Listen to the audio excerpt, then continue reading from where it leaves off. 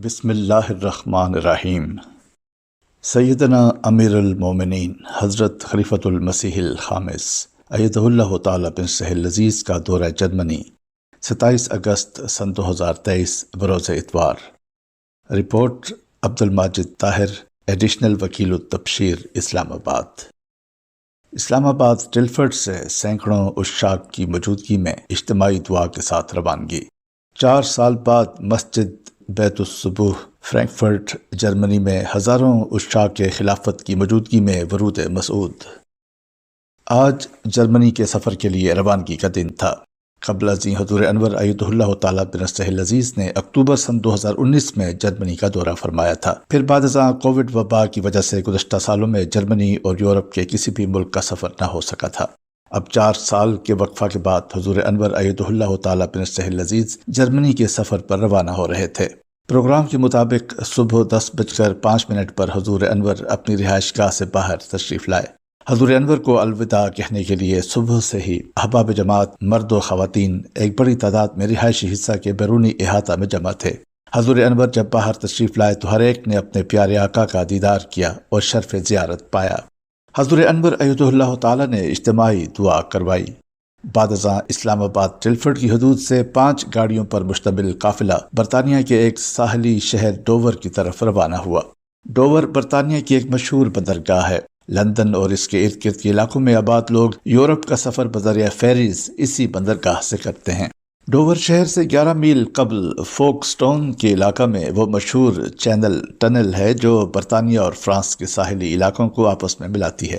اس سرنگ کے ذریعہ کاریں اور دیگر بڑی گاڑیاں بذریعہ ٹرین فرانس کے ساحلی شہر کیلے تک پہنچتی ہیں۔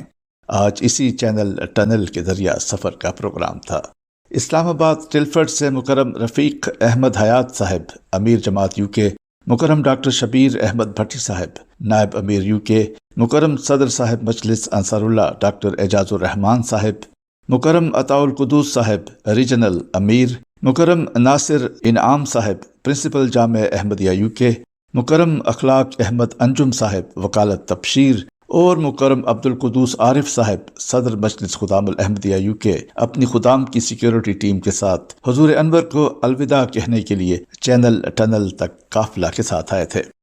قریباً 1 گھنٹہ 40 منٹ کے سفر کے بعد 11:45 پر چینل ٹنل آمد ہوئی۔ اسلام آباد سے ساتھ آنے والے احباب نے اپنے آقا کو الوداع کہا۔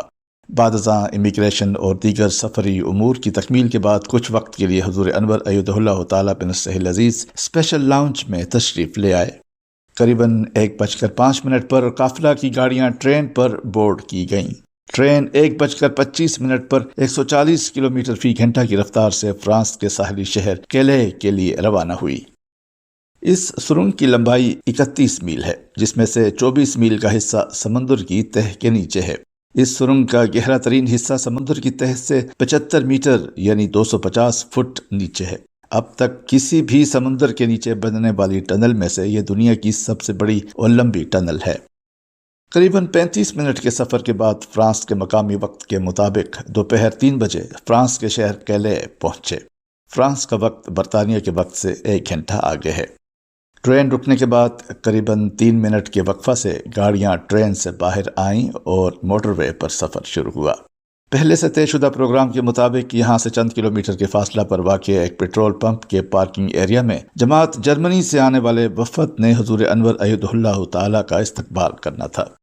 جو ہی قافلہ اس جگہ کے قریب پہنچا تو بغیر رکے سفر آگے جاری رہا اور جرمنی سے آنے والی گاڑیوں میں سے ایک گاڑی نے قافلہ کو ایسکورٹ کیا۔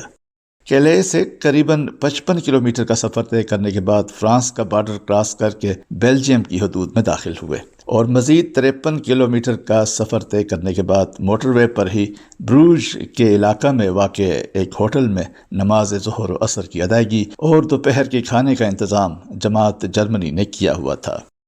4 بجے یہاں تشریف آوری ہوئی۔ جو ہی حضور انور ایدہ اللہ گاڑی سے باہر تشریف لائے تو مکرم امیر صاحب جرمنی عبداللہ واگس ہاؤزر صاحب نے اپنے پیارے آقا کو اہلاً و سہلاً و مرحبا کہتے ہوئے خوش آمدید کہا۔ جرمنی سے حضور انور ایدہ اللہ تعالیٰ کے استقبال کے لیے اور یہاں کے جملہ انتظامات کے لیے آنے والے وفد میں امیر صاحب جرمنی کے علاوہ مکرم صداقت احمد صاحب مبلغ انچارج جرمنی، مکرم جری اللہ صاحب نیشنل جنرل سیکریٹری جرمنی، مکرم طارق ظفر صاحب صدر مجلس خدام الاحمدیہ جرمنی، مکرم ڈاکٹر اطہر زبیر صاحب، مکرم عبداللہ سپرا صاحب اور مکرم انچارج صاحب سیکیورٹی ٹیم اپنے خدام کے ساتھ اپنے پیارے آقا کے استقبال کے لیے موجود تھے۔ نماز ظہر و عصر کی ادائیگی کے لیے ہوٹل کے ایک علیحدہ ہال میں انتظام کیا گیا تھا۔ حضور انور نے نماز ظہر و عصر جمع کر کے پڑھائیں۔ نمازوں کی ادائیگی اور دوپہر کے کھانے کے بعد یہاں سے آگے فرینکفرٹ کے لیے روانگی کا پروگرام تھا۔ روانگی سے قبل حضور انور ایدہ اللہ تعالیٰ نے ازراہ شفقت کچھ دیر کے لیے امیر صاحب جرمنی سے مختلف امور کے حوالہ سے گفتگو فرمائی۔ بعد ازاں قریباً 5:30 بجے یہاں سے فرینکفرٹ جرمنی کے لیے روانگی ہوئی۔ راستہ میں آخن کے مقام پر بیلجیم کا بارڈر کراس کر کے جرمنی میں داخل ہوئے اور مزید کچھ سفر کرنے کے بعد قریباً 7:15 بجے یہاں ایک ریسٹورنٹ کے پارکنگ ایریا میں کچھ دیر کے لیے رکے۔ بعد ازاں بطرف فرینکفرٹ سفر جاری رہا اور اس طرح کیلے سے فرینکفرٹ تک قریباً 600 کلومیٹر کا سفر طے کرنے کے بعد رات 10:30 بجے حضور انور ایدہ اللہ تعالیٰ بن سہل عزیز کا جرمنی کے مرکز بیت الصبوح میں ورود مسعود ہوا۔ بیت الصبوح مرکز کو خوبصورت جھنڈیوں اور مختلف بینرز اور رنگ برنگی روشنیوں سے سجایا گیا تھا۔ بیت الصبوح میں تشریف آوری کے بعد جو ہی حضور انور ایدہ اللہ تعالیٰ بن سہل عزیز کار سے باہر تشریف لائے تو فرینکفرٹ شہر اور اس کے ارد گرد جماعتوں اور جرمنی کے بعض مختلف شہروں سے آئے ہوئے احباب جماعت، مرد و خواتین اور بچوں بچیوں نے اپنے پیارے آقا کا بڑے والہانہ انداز میں استقبال کیا۔ فرط عقیدت اور محبت سے ہر طرف ہاتھ بلند تھے اور اہلاً و سہلاً و مرحبا کی صدائیں بلند ہو رہی تھیں۔ ایک طرف احباب بڑے پرجوش انداز میں نعرے بلند کرتے ہوئے اپنے آقا کو خوش آمدید کہہ رہے تھے تو دوسری طرف خواتین شرف زیارت سے فیضیاب ہو رہی تھیں اور بچے بچیاں خوبصورت لباس میں ملبوس مختلف گروپس کی صورت میں خیر مقدمی دعائیہ نظمیں پڑھ رہی تھیں۔ مکرم خواجہ مبشر احمد صاحب لوکل امیر، مکرم حیدر علی ظفر صاحب مبلغ سلسلہ اور مکرم مبشر احمد بٹ صاحب مربی سلسلہ فرینکفرٹ نے حضور انور کو خوش آمدید کہا۔ اپنے پیارے آقا کا استقبال کرنے والے یہ احباب فرینکفرٹ شہر کے مختلف علاقوں کے علاوہ اوفن باغ، ویز بادن، مائنز، گروس گراؤ، ڈیزن باغ، مورفیلڈن، خونہائم، روسلہائم، اوبا اوزے، فریڈبرگ، رائشٹاٹ، بینسہائم، ہمبرگ، میونخ، آخن، کوبلنز، آکسبرگ، ہنوفر، کیمنٹس، لیمبوخ، فلڈا، کیل، دریسدن، ڈورٹمنڈ، کائف، لائپزگ، ڈیلمن ہوسٹ اور وائلڈ ہوڈ کے شہروں اور جماعتوں سے آئے تھے۔ اپنے پیارے آقا کے استقبال کے لیے بعض احباب اور فیملیز بڑے لمبے سفر طے کر کے بیت الصبوح پہنچی تھیں۔